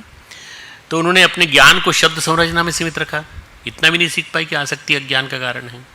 तो उन्होंने कहा हम जान नहीं पाए कि ज्ञान का वास्तविक स्रोत तो विवेक है, ज्ञान का वास्तविक स्रोत विवेक है, लिप्सा नहीं, अटैचमेंट नहीं। तो आपने अटैचमेंट नहीं रखा। अरे बोले किसको अटैचमेंट नहीं होता भाई, हमें भी अटैचमेंट था अपनी किताबों से, पर जल गई तो जल गई, अब क्या करें। मित्रों, जब प्रकाशित मन में बसता है ज्ञान, ये जान लिया जाए, तो फिर पुस्तकों का ज्ञान निरर्थक हो जाता है। हमने इतना भी न सीखा, हमारे अंदर इतनी चेतना विकसित नहीं हुई। हम तो अपने को पुस्तकों में समेटे जकड़े बैठे रहे। पुस्तकों में जो लिखा है उन काले अक्षरों में हम प्रकाश ढूंढते रहे। हम तो अंदर के प्रकाश से अपने मन के प्रकाश तक महरूम रहे। ये एल्डुअस हक्सले ने कहा। जब हमारे अंदर ये सोच उभरी, विवेक उभरा, ज्ञान उभरा, तो हमें लगा भगवान की सारी योजनाएं मंगलमयी है, भगवान की हर योजना मंगलमयी है। ये बिल्ली को जो उन्होंने भेजा, उपकार किया कि हमारे बंधनों को तोड़ा, हमारे जकड़न को तोड़ा और उस कालिमा से छुड़ाया जो पुस्तकों में थी। बहुत भटक लिए पुस्तकों में, भगवान ने हमसे कहा बहुत भटक लिए पुस्तकों में। मन की कालिक दूर करो, यहाँ उजाला करो, मन में उजाला करो। जब ये बात सोची तो हमें बड़ी हंसी आई। अरे इतने वर्ष तक मूर्खता में जीत रहे, और जिसमें आप हम हंस रहे थे, तुम लोगों को लगा हम पागल हो गए। ऐसी बात नहीं थी, हम हंस रहे थे अपने आप पर। हम भूल ही गए कि वास्तव में वास्तविक ज्ञान और वास्तविक प्रकाश तुम्हारी बुद्धि में है। बात बहुत छोटी है पर बड़ी महत्वपूर्ण है। भगवान कहते हैं कि दिशा क्या है आपकी, आपका चित्त किस दिशा में बह रहा है, आपका चित्त किस दिशा में जा रहा है, पॉजिटिविटी की ओर कि नेगेटिविटी की ओर। आपका चित्त किस दिशा में जा रहा है, किस दिशा में बह रहा है, विचार तो करो इसके ऊपर। क्या चित्त स्थिर और एकाग्र होकर ध्यान की दिशा में बह रहा है? कल तक खिलौने बदले जाते रहेंगे, कब तक खिलौने बदले जाते रहेंगे, कब तक हमारा विवेक नहीं जगेगा? जिसको भगवान कहते हैं बुद्धि में स्थिरता, यथार्थ में वही विवेक है। बुद्धि में स्थिरता वही विवेक है, उसी में विवेक का प्रकाश। हमारी बुद्धि में विवेक का प्रकाश वो है जहाँ स्थिरता है, उसी में परमात्मा की ओर उन्मुख चित्त है, उसी में ध्यान है। ध्यान की कुछ परिभाषाएं हैं, नोट करना चाहो तुम नोट कर सकते हो। ध्यान चित्त की नैसर्गिक और स्वाभाविक अवस्था है। ध्यान चित्त की नैसर्गिक और स्वाभाविक अवस्था है। नैसर्गिक यानी प्राकृतिक, स्वाभाविक अवस्था है। ध्यान चित्त की अविभाजित अवस्था है। चित्त की अविभाजित अवस्था है, जहाँ हमें वहाँ पर टिक जाएं, ठहर जाएं, कुछ भी करना हो उससे, चाहे हम जप करें तो, चाहे हम ध्यान करें तो, जो भी हम करें वो जागरण में करें, हम सोएं नहीं। विविध प्रकार की भ्रांतियाँ हमको घेरे हुए हैं, विविध प्रकार के आडंबर हमारे जीवन में फैला रखे हैं। छोड़ दो उन आडंबरों को। विचित्र विचित्र बातें दिमाग में संजो रखी हैं। विचित्र प्रकार की इच्छाओं से, ईर्ष्याओं से घिरे हुए व्यक्ति के मन में जब एक उनसे वो आती है, वैराग्य आता है, तो ध्यान हो जाता है। हमने कभी अपनी छानबीन की नहीं, कभी अपनी छानबीन, अपनी एनालिसिस की नहीं। बाहर दिया जल रहा हो, अंधेरा में अंदर से नहीं मिटता, दिया अंदर जलाना पड़ेगा। दिया अंदर जलाओ, अपने अंदर दिया जलाना ध्यान है। अपने अंदर दिया जलाना ध्यान है। बुद्धि को बोध प्रदान करने वाली प्रक्रिया ध्यान है। बुद्धि को बोध प्रदान करने वाली प्रक्रिया ध्यान है। बुद्धि को विखंडित करने वाली बहुत शाखाएं, आनंद भादों में बांटने वाली चीज़ें, संसार और लालसाएं, इतना बंटवारा क्यों भटक रहे हैं हम? क्या सुख मिल जाएगा इनको? यहाँ से मिल जाएगा, वहाँ से मिल जाएगा, कहीं से कुछ नहीं मिलेगा। सब जगह केवल पीड़ा ही पीड़ा मिलेगी। पीड़ा का स्रोत कहीं बाहर नहीं है। पीड़ा का स्रोत हमारी वृत्तियों में है, हमारी टेंडेंसीज, हमारे वर्किंग कैटेगरी में, वर्किंग प्रॉब्लम्स, हमारी कामना और कुंठाओं में, हमारे भटकन में है, जिसको कुछ भी मिल जाने पर संतुष्टि नहीं होती। औरंगजेब भावनात्मक रूप से असंतुष्ट था और अंत तक असंतुष्ट रहा। सबका हिस्सा मारा, खा गया, सबका हिस्सा मारा, सारे भाइयों का हिस्सा ले गया, तड़पता ही रह गया। इतना बड़ा साम्राज्य पाकर भी भिखारी का भिखारी बना रहा। सारा जीवन उसने आडंबर और ढोंग में बिता दिया। कितने परोपकार किए जा सकते थे, न जाने कितने मदरसे खुलवा सकता था, न जाने कितने स्कूल खुलवा सकता था, न जाने कितने अनाथालय खुलवा सकता था। पर एक साम्राज्य का सम्राट कितना परोपकार कर सकता था, लेकिन कुछ नहीं कर पाया। पहले राजा लोग कितनी रानियाँ रखते थे, कितनी शादियाँ करते थे, और एक शादी से तृप्ति नहीं तो 2 शादी, 4 शादी, 8 शादी करते थे। शिवाजी महाराज जब युद्ध कर रहे थे औरंगजेब से, बीजापुर के सुल्तान की पुत्र वधू, जिसको उनके सेनापति हरण करके लाए थे, उनके बारे में कहा कि बहुत सा खजाना मिला महाराज, पर सबसे एक नायाब हीरा मिला है। बहुत सारा खजाना मिला, पैसा है अंदर रखवा दिया है, पर नायाब हीरा मिला है, उसको हम आपके सामने प्रस्तुत करना चाहते हैं। करूँ? उनको मुगलों की नकल कर रहे थे जो उनके सेनापति थे। मुगल लोग क्या करते थे? औरतों को लूटते थे, बच्चों को मारते थे, लोगों को की महिलाओं को, लड़कियों को, कन्याओं को, औरतों को उठा ले जाते थे। शिवाजी ने कहा ऐसा क्या तोहफा है? तो उन्होंने कहा जो हमारा दुश्मन है उसकी पुत्र वधू गोहर बानो, नई उम्र की स्त्री, मुश्किल से 17 साल की, बहुत ही सुंदर, बहुत ही जहीन सेनापति ने उसे शिवाजी के सामने रखा। ये है तोहफा आपके लिए आज। गोहर बानो ने घूंघट उठाया। शिवाजी के मुँह से निकला, काश मेरी माँ इतनी सुंदर होती तो मैं भी इतना सुंदर होता। काश मेरी माँ इतनी सुंदर होती कि मैं भी सुंदर होता। आप तो हमारी माँ की तरह हैं। उन्होंने तत्काल अपने सेनापति को निर्देश दिया, ये नारी, ये स्त्री हमारी माँ की तरह आदरणीय है। बीजापुर नवाब से हमें दिक्कत हो सकती है, सुल्तान से हमारी परेशानियाँ हो सकती हैं, पर इनसे हमें कोई दिक्कत नहीं। इनका आदर करो, सत्कारपूर्वक परिवार के साथ वहाँ उनके परिवार से छोड़ा जाए। हम स्वराज्य का सपना देख रहे हैं, भ्रष्ट जीवन का स्वप्न नहीं देख रहे हैं। हम स्वराज्य का सपना देख रहे हैं महाराष्ट्र के माध्यम से, और हम भ्रष्ट जीवन का सपना नहीं देख रहे हैं। हम सदाचारी जीवन का सपना देख रहे हैं। भारतीय संस्कृति, हिंदू संस्कृति के मूल्यों की रक्षा करना हम चाहते हैं, और तुम हमको भ्रष्ट बना रहे हो। आज से हमारा कोई भी सिपाही, कोई भी सैनिक किसी धर्म ग्रंथ को, किसी धर्म स्थल को, किसी नारी को नुकसान नहीं पहुंचाएगा। सभी स्त्रियों को सम्मान की नज़र से देखेगा, और अगर वो देखेगा असम्मान की नज़र से तो उसको कठोर दंड मिलेगा। ये कहते हैं असली महाराज शिवाजी राव हमारे वाला। गोहर बानो ने ये चरित्र देखा शिवाजी का। उसने देखा कि मुगलों में और हमारे शिवाजी महाराज में क्या अंतर है। जिस सिंहासन पर बैठ के शिवाजी राजा थे, बड़े राजा थे, सामाजिक अधिपति थे, उनमें कितना विवेक जीवित है। लालसाओं से मुक्त है मन उनका, तृप्ति नहीं है। ऐसा व्यक्ति जो अपने साम्राज्य को अपने गुरु की झोली में डाल सकता है। कहते हैं कि समर्थ गुरु रामदास आए, उन्होंने भिक्षा मांगी। उन्होंने कहा भिक्षाम देही। उन्होंने सोचा गुरु आए तो क्या भिक्षा में क्या दें। उन्होंने अपने पेशवा पंत से मोहर बनवाई, एक सील, नोट लिखवाया, रसीद लिखवाई और कहा मैं क्या दूं। तो अपने गुरु को समूचा मराठा साम्राज्य और सिंहासन अपने गुरु की झोली में डालता हूँ, सब कुछ अपने गुरु की झोली में डालता हूँ। समर्थ ने देखा, ये कागज़ क्यों डाल दिया तूने इसमें? ये कागज़ में डाला है आपके पढ़ने के लिए, पढ़िए। शिवाजी ने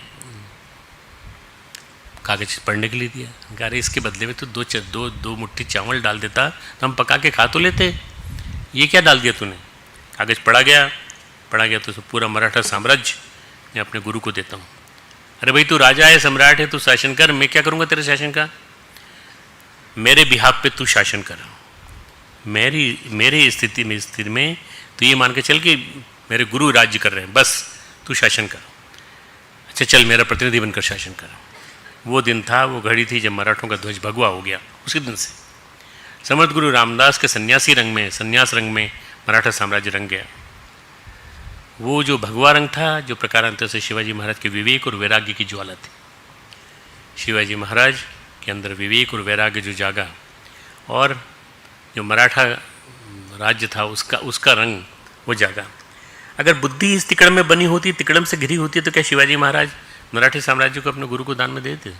नहीं देता। एक तरफ वो क्योंकि समूचे राज्य को अपनी गुरु की झोली में डाल देता है, एक तरफ वो जो राज्य की लिप्सा में अपने भाइयों को मार देता है, अपने पिता को कैद कर लेता है, औरंगजेब। ये जो भगवान कहते हैं ना, स्थिर बुद्धि एक होती है। भगवान के सन्मुख होने की बुद्धि एक ही होती है, ध्यान की बुद्धि एक ही होती है। संसार की बुद्धि बहुत भेदों वाली होती है, बहुत भेदों वाली। कभी कहती है शेयर बाज़ार में पैसा लगा, कभी कहती है ज़मीन खरीद ले, कभी कहती है अपने बेटों को ये कर, मिनिस्टर बना, राजनीति में भेज।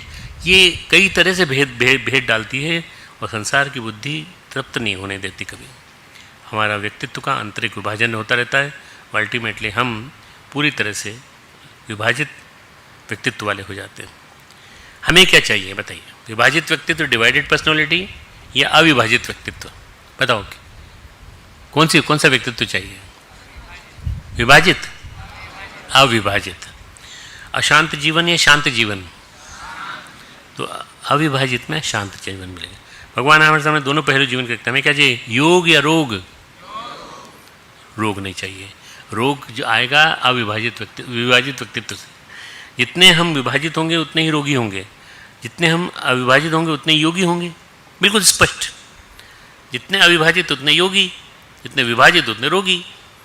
भगवान कहते हैं अशांति में सुख नहीं है, शांति में तृप्ति नहीं है, अशांति में संतोष नहीं है। एक छोटा सा लाइन है दूसरे अध्याय में अशांतस्य कुतः सुखम, अशांतस्य कुतः सुखम। एक श्लोक का सार है। अशांत व्यक्ति को सुख नहीं मिलता। तो अशांति चाहिए कि शांति चाहिए? शांति चाहिए। अशांत व्यक्ति को सुख नहीं मिलेगा। चयन हमारा है, चुनाव हमारा है। फिर से एक बार सोचें कि हमें किसका चरित्र पसंद है। हमने दो चरित्र बताया तुमको, औरंगजेब और शिवाजी। किसका चरित्र पसंद है? सब लोग एक मत से राजी हो कि शिवाजी का चरित्र राजी है? ठीक। तो गोहरबानों के सामने झुकता है वो, या जिसने वासनाओं की दृष्टि से, लालसाओं की दृष्टि से अपने पिता से लेके सबको कैद में रखा? अगर ना होता साम्राज्य तो क्या होता? जितना हमारी भवितव्यता है, नियति हमें मिल ही जाता। इतने महापातक करने की क्या जरूरत थी औरंगजेब को? लेकिन बुरे समय कोई, और था बहुत विद्वान भी था, पैसे वाला भी था, सब कुछ था, पर उसने जो पतन की दिशा चुनी उसी की वजह से सब हुआ। बात ये नहीं कि सब सुख साधनों से होते हैं, ज्ञान से होते हैं। व्यक्तित्व में वो जो अडिग होता है। भगवान श्री राम राजा थे या वनवासी, लेकिन उनका व्यक्तित्व अविचलित था, अविचलित। भगवान राम का व्यक्तित्व अविचलित था। भले राम थे तो, भले वनवासी थे तो, भले राजकुमार थे, राजा थे तो, ये वनवासी हैं। इसीलिए कहते हैं निष्कामता चाहिए हमको, इसीलिए कहते हैं अनासक्ति चाहिए हमको।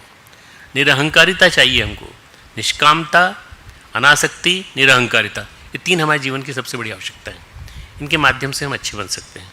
जीवन का प्रवाह वो जो हमको ध्यान की ओर चल पड़े। जिसके कदम ध्यान की ओर बढ़ेंगे उसके कदम शांति की ओर बढ़ेंगे। जिसके कदम ध्यान की ओर बढ़ेंगे उसके कदम शांति की ओर बढ़ेंगे। जिसके कदम कई इच्छाओं की ओर बढ़ेंगे उसके कदम अशांति की ओर बढ़ेंगे। लालसाओं की ओर बढ़ेंगे, वासनाओं की ओर बढ़ेंगे तो कदम अतृप्ति की ओर बढ़ेंगे, हम अशांत हो जाएंगे। एक महीन सी दीवार है, महीन सा पर्दा है। विवेक के इस पार दुख है, उस पार सुख है। जब हम विवेक के रास्ते चल देते हैं तो हम सुख के रास्ते चल देते हैं, शांति के रास्ते चल देते हैं। और जब तक हम विवेकहीनता के रास्ते चल पड़ते हैं तो दुख के रास्ते पर चल पड़ते हैं। विवेकहीनता ना अपनाएं अपने जीवन में, विवेक को अपनाएं। चयन हमारा है। भगवान तो केवल बताते हैं, वो कहते हैं किस तरह से हम बार बार विभाजन करते हैं अपने जीवन और अपनी चेतना का।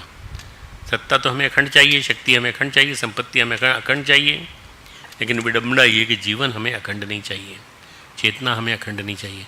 चेतना अगर अखंड चाहिए, अविभाजित चाहिए, तो हमें कोशिश करना चाहिए कि अपना चयन सही करें। भगवान कहते हैं कि आप अखंड हो या खंडित, ये आपके हाथ में है। योगी हो तो बुद्धि एक ही होगी, निश्चयात्मिका बुद्धि। किंतु रोगी हो, भोगी हो तो बुद्धि अनंत शाखाओं वाली होगी। रोगी हो, भोगी हो तो तुम्हारी बुद्धि अनंत शाखाओं वाली होगी। इस विभाजन की कोई सीमा नहीं है, कहीं कोई गति नहीं है। इससे बुद्धि विभाजित होती चली जाएगी, लेकिन मार्ग वही है जो हमें शांति दे, जो हमें सुख दे। मार्ग वही है जो विवेक के प्रकाश को बढ़ाता रहे, निरंतर बढ़ाता रहे। हमें तलाश अपने चित्त में करनी है, अपने विभाजित चित्त की ओर नहीं, निरुद्ध चित्त की ओर बढ़ना है। निरुद्ध चित्त, योग चित्तवृत्ति निरोध। योग हमारा जो है चित्तवृत्ति को निरुद्ध करने की दिशा में ले जाता है। हमें भ्रांति को प्रगाढ़ नहीं करना, भ्रांति की सघनता नहीं लानी, हमें ध्यान को सघन करना है, हमें ध्यान को अखंड करना है। आज के बाद भ्रांतियों में मत पड़ना तुम लोग। आज के बाद तुम लोग अपने जीवन को विवेक और वैराग्य, इन 2 चीज़ों में लगाना। आज की क्लास समाप्त ये वाली, और आरती के लिए आ जाओ। पर जो पीछे वाले हैं वो नहीं आ पाते, पीछे वालों को आने दो ना थोड़ा सा। अगली क्लास अपनी जो है वो ध्यान की होगी, वो 18 तारीख की शाम को होगी, बुधवार की शाम को। ओम यम ब्रह्म वेदांतविदो वदन्ति परम प्रधानम पुरुषं तथान्ये ईश्वरते कारणमीश्वरं वा तस्मै नमो वेदनाशनाय।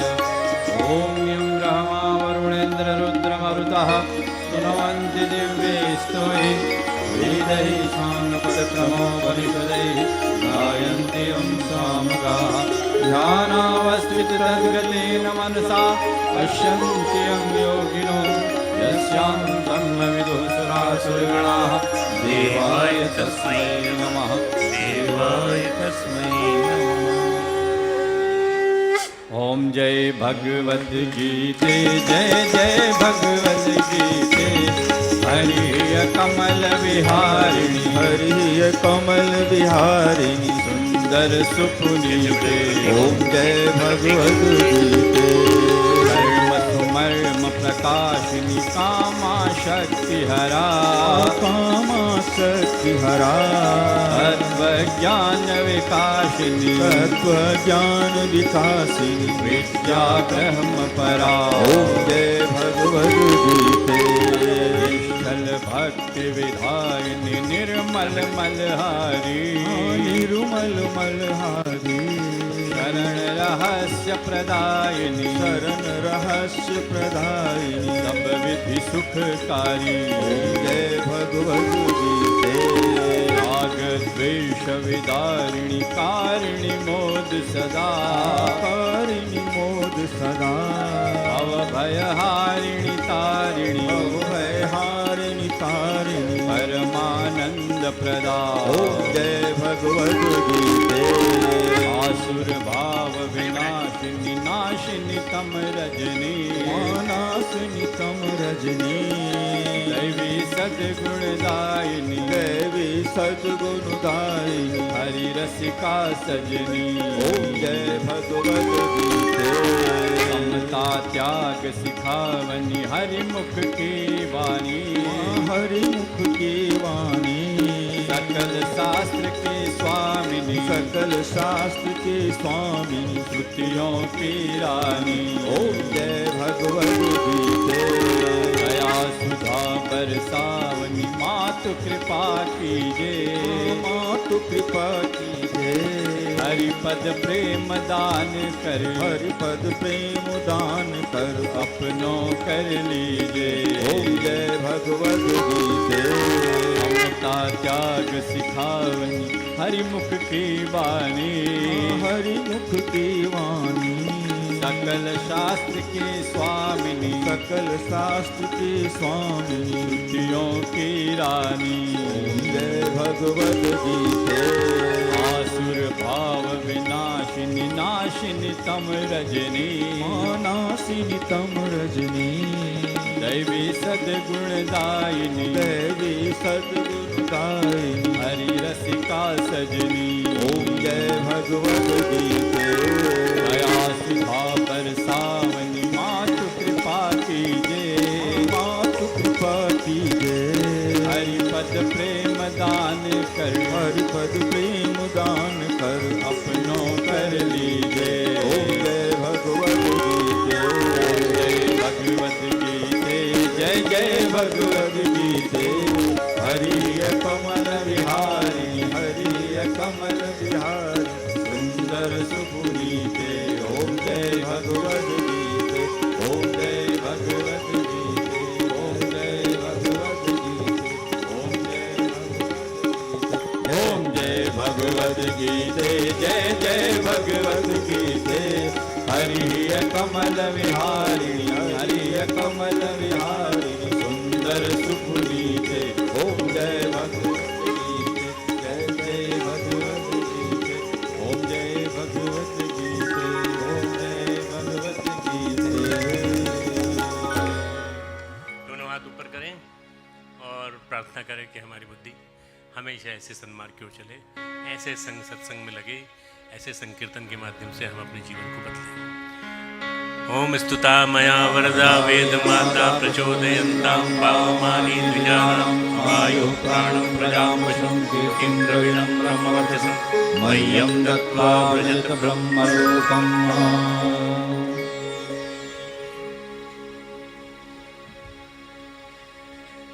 जैसे मैंने बताया, हमारी अगली क्लास 19 तारीख के बजाय 18 तारीख की शाम को होगी, और बुधवार की शाम को। मेरे को 19 को सुबह मुझे निकलना है यहाँ से। मैं परखुड़ी जा रहा हूँ, एक गांव आदर्श ग्राम गोद लिया है रीवा ज़िले में, तो वहाँ जा रहा हूँ। बहुत दिनों से नहीं निकला था मैं, तो अब की बार निकल रहा हूँ। अभी हमारे बीच में हमारे शिवनारायण भाई साहब बैठे हुए हैं। शिवनारायण जी कनाडा से 4 महीने मेहनत करके, परिश्रम करके लौट के आए हैं। इन सब का ताली बजा के हम स्वागत करेंगे। भगवान करे इनका ज्ञान, इनकी बुद्धि, इनका सब कुछ जो है इसी में लगे, गुरुदेव के काम में लगे। आइए गुरुदेव को नमन करें। ओम नमो स्वनन्ताय सहस्रमूर्तये सहस्रपादाय शिरोरुबावे सहस्रनाम्ने पुरुषाय शाश्वते सहस्रकोटि युगधारिणे नमः सहस्रकोटि युगधारिणे नमः। 18 तारीख की क्लास के बाद फिर 26 तारीख गुरुवार के दिन एक लास्ट क्लास होगी इस बैच की। ये 7वीं, आज 7वीं हुई, कल 8वीं, परसों अगली बार 8वीं और 9वीं। 9 क्लास पूरी हो जाएंगी इसके पहले। फिर उसके बाद 9 दिन पूरे हमारे नवरात्रि के, 8 दिन पूरे नवरात्रि के क्लास चलेगी। उसमें हम गीता का तीसरा चौथा अध्याय लेंगे, यज्ञ प्रकरण पूरा, और यज्ञ की व्याख्या करेंगे उसमें, ठीक है ना। तो इस तरह से अगले प्रकरण हैं। फिर उसके बाद मेरी क्लास समाप्त हो जाएंगी। तुम कहोगे तो मैं 1-2 क्लास और ले लूँगा, परंतु मेरी क्लासेस खत्म हो जाएंगी, ठीक। शांति पाठ। ओम द्यौः शान्तिरन्तरिक्षं शान्तिः पृथिवी शान्तिरापः शान्तिरोषधयः शान्तिः वनस्पतयः शान्तिर्विश्वे देवाः शान्ति ब्रह्म शान्तिः सर्वगं शान्तिः शान्तिरेव शान्तिः सामा शान्तिरेधि ॐ शान्तिः शान्तिः शान्तिः सर्वारिष्टसु शान्तिर्भवतु।